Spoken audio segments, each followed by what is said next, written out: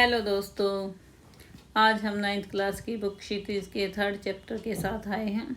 है उपभोक्तावाद की संस्कृति, जिसके लेखक हैं श्यामाचरण दुबे जी। थोड़ा सा श्यामाचरण दुबे जी की जानकारी। उनका जन्म 1922 में हुआ, मध्य प्रदेश के बुंदेलखंड क्षेत्र में। उन्होंने नागपुर विश्वविद्यालय से मानव विज्ञान में PhD की है। वे भारत के अग्रणी समाज वैज्ञानिक रहे हैं। सन 1996 में उनका देहांत हो गया। हिंदी में उनकी प्रमुख पुस्तकें हैं मानव और संस्कृति, परंपरा और इतिहास, बौद्ध संस्कृति तथा शिक्षा, समाज और भविष्य, भारतीय ग्राम, संक्रमण की पीड़ा, विकास का समाजशास्त्र, समय और संस्कृति। प्रोफेसर दुबे ने विभिन्न विश्वविद्यालयों में अध्यापन किया तथा अनेक संस्थानों में प्रमुख पदों पर रहे। जीवन, समाज और संस्कृति के ज्वलंत विषयों पर उनके विश्लेषण एवं स्थापनाएं उल्लेखनीय हैं। भारत की जनजातियों और ग्रामीण समुदाय पर केंद्रित उनके लेखों ने बृहत समुदाय का ध्यान, बृहत मतलब समाज के एक बहुत बड़े वर्ग का ध्यान आकर्षित किया। वे जटिल विचारों को तार्किक विश्लेषण के साथ, तार्किक विश्लेषण मतलब तर्क के आधार पर सहज भाषा में प्रस्तुत करते हैं। उपभोक्तावाद की संस्कृति निबंध बाजार की गिरफ्त में आ रहे समाज की वास्तविकता को प्रस्तुत करता है। लेखक का मानना है कि हम विज्ञापन की चमक दमक के कारण वस्तुओं के पीछे भाग रहे हैं। हमारी निगाह गुणवत्ता पर नहीं होती, सिर्फ प्रदर्शन पर होती है, प्रतिष्ठा दिखाने पर होती है। संपन्न और अभिजन वर्ग द्वारा प्रदर्शनपूर्ण जीवन शैली अपनाई जा रही है, जिसका अनुसरण सामान्य जन भी ललचाई निगाहों से करते हैं। यह सभ्यता के विकास की चिंताजनक बात है, जिसे उपभोक्तावाद ने परोसा है। लेखक की यह बात महत्वपूर्ण है कि जैसे जैसे यह दिखावे की संस्कृति फैलेगी, सामाजिक अशांति और विषमता भी बढ़ेगी।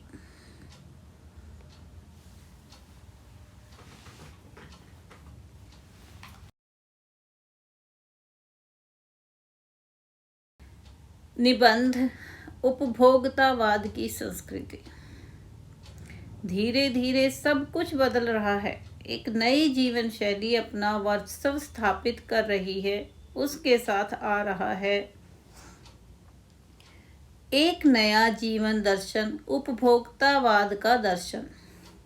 उत्पादन बढ़ाने पर जोर है चारों ओर। यह उत्पादन आपके लिए है, आपके भोग के लिए है, आपके सुख के लिए है। सुख की व्याख्या बदल गई है। उपभोग भोग ही सुख है। एक सूक्ष्म बदलाव आया है नई स्थिति में। उत्पाद तो आपके लिए हैं, पर आप यह भूल जाते हैं कि जाने अनजाने आज के माहौल में आपका चरित्र भी बदल रहा है और आप उत्पाद को समर्पित होते जा रहे हैं। विलासता की सामग्रियों से बाजार भरा पड़ा है, जो आपको लुभाने की जी तोड़ कोशिश में निरंतर लगी रहती हैं। दैनिक जीवन में काम आने वाली वस्तुओं को ही लीजिए। टूथपेस्ट चाहिए, यह दांतों को मोतियों जैसा चमकीला बनाता है, यह मुंह की दुर्गंध हटाता है, यह मसूड़ों को मजबूत करता है और यह पूर्ण सुरक्षा देता है। वह सब करके जो 3-4 पेस्ट अलग अलग करते हैं। किसी पेस्ट का मैजिक फार्मूला है, कोई बबूल या नीम के गुणों से भरपूर है, कोई ऋषियों मुनियों द्वारा स्वीकृत तथा मान्य वनस्पति और खनिज तत्वों के मिश्रण से बना है। जो चाहे चुन लीजिए। यदि पेस्ट अच्छा है तो ब्रश भी अच्छा होना चाहिए। आकार, रंग, बनावट, पहुँच और सफाई की क्षमता में अलग अलग, एक से बढ़कर एक। मुंह की दुर्गंध से बचने के लिए माउथ वॉश भी चाहिए। सूची और भी लंबी हो सकती है, पर इतनी चीज़ों का ही बिल काफ़ी बड़ा हो जाएगा, क्योंकि आप शायद बहुविज्ञापित और कीमती ब्रांड खरीदना ही पसंद करें। सौंदर्य प्रसाधनों की भीड़ तो चमत्कृत कर देने वाली है। हर माह उसमें नए नए उत्पाद जुड़ते जाते हैं। साबुन ही देखिए, एक में हल्की खुशबू है, दूसरे में तेज। एक दिन भर आपके शरीर को तरोताजा रखता है और दूसरा पसीना रोकता है, तीसरा जर्म में आपकी सुरक्षा करता है। यह लीजिए सिने स्टार के सौंदर्य का रहस्य है, उनका मनपसंद साबुन। सच्चाई का अर्थ समझना चाहते हैं, यह लीजिए। शरीर को पवित्र रखना चाहते हैं, यह लीजिए। शुद्ध गंगा जल से बनी साबुन। चमड़ी को नरम रखने के लिए यह लीजिए। महंगी है पर आपके सौंदर्य में निखार ला देगी। संभ्रांत महिलाओं की ड्रेसिंग टेबल पर 30-30 हजार की सौंदर्य सामग्री होना तो मामूली बात है। पेरिस से परफ्यूम मंगाइए, इतना ही और खर्चा हो जाएगा। यह प्रतिष्ठा चिन्ह है, समाज में आपकी हैसियत जताते हैं। पुरुष भी इस दौड़ में पीछे नहीं हैं। पहले उनका काम साबुन और तेल से चल जाता था, आफ्टर शेव और कोलोन बाद में आए। अब तो इस सूची में दर्जन 2 दर्जन चीज़ें और जुड़ गई हैं। लेखक के अनुसार पहले सौंदर्य प्रसाधन सिर्फ औरतों को लुभाने के लिए ही होते थे, लेकिन आजकल पुरुषों के सौंदर्य प्रसाधन से भी बाजार भरे पड़े हैं। छोड़िए इस सामग्री को, वस्त्र और परिधान की दुनिया में आइए। जगह जगह बुटीक खुल गए हैं, नए नए डिज़ाइन के परिधान बाजार में आ गए हैं। ये ट्रेंडी हैं और महंगे भी। पिछले वर्ष के फैशन इस वर्ष शर्म की बात है। घड़ी पहले समय दिखाती थी, उससे यदि यही काम लेना हो तो 300-400 में मिल जाएगी। हैसियत जताने के लिए आप 50-60 हजार से लाख 1.5 लाख की घड़ी भी ले सकते हैं। संगीत की समझ हो या नहीं, कीमती म्यूजिक सिस्टम जरूरी है।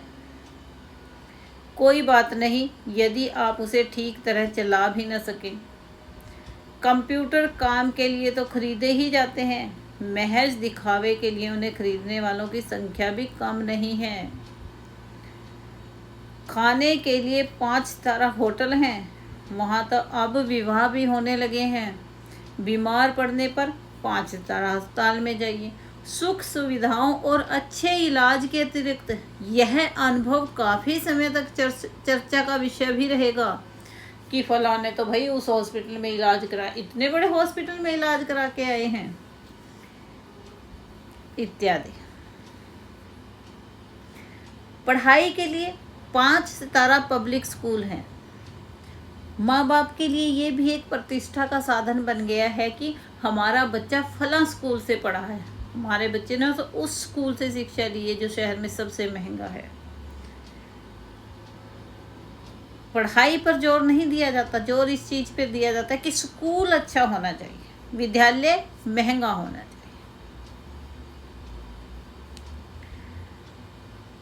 भारत में तो यह स्थिति अभी नहीं आई, पर अमेरिका और यूरोप के कुछ देशों में आप मरने के पहले ही अपने अंतिम संस्कार और अनंत विश्राम का प्रबंध भी कर सकते हैं एक कीमत पर। आपकी कब्र के आसपास हमेशा हरी घास रहेगी, मनचाहे फूल होंगे, फंवारे होंगे, धीमी धीमी गति में चलता हुआ म्यूजिक होगा। कल भारत में भी यह संभव हो सकता है। अमेरिका में आज जो हो रहा है कल वह भारत में भी आ सकता है। प्रतिष्ठा के अनेक रूप होते हैं, चाहे वे हास्यास्पद ही क्यों न हो।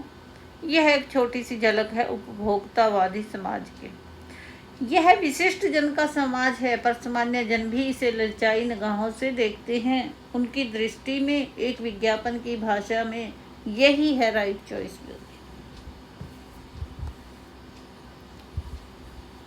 अब विषय के गंभीर पक्ष की ओर आए।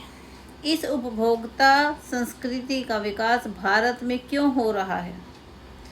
सामंती संस्कृति के तत्व भारत में पहले भी रहे हैं। उपभोक्तावाद इस संस्कृति से जुड़ा रहा है।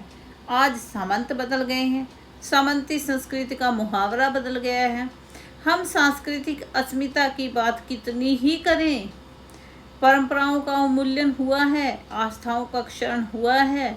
कड़वा सच तो यह है कि हम बौद्धिक दास्तां स्वीकार कर रहे हैं।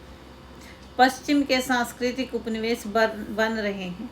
हमारी नई संस्कृति अनुकरण की संस्कृति है।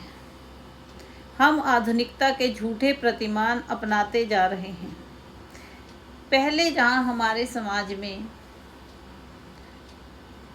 बच्चों के अच्छे चरित्र के विकास पर, नैतिक मूल्यों पर जोर दिया जाता था, वहीं आज के समाज में सिर्फ उपभोक्तावाद पर जोर दिया जाता है। उन्हें महंगी से महंगी चीज़ें खरीद के दी जाती हैं और हम इस आधुनिकता के झूठे प्रतिमान अपना रहे हैं और प्रतिष्ठा की अंधी प्रतिस्पर्धा में जो अपना है उसे खोकर छद्म आधुनिकता की गिरफ्त में आ रहे हैं।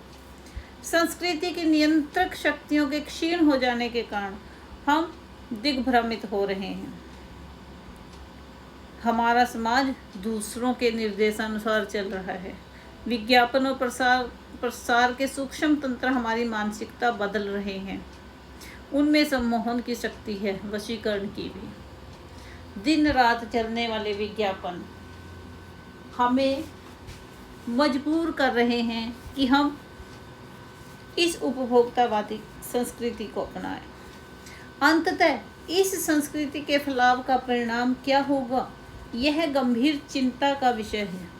हमारे सीमित संसाधनों का घोर अपव्यय हो रहा है।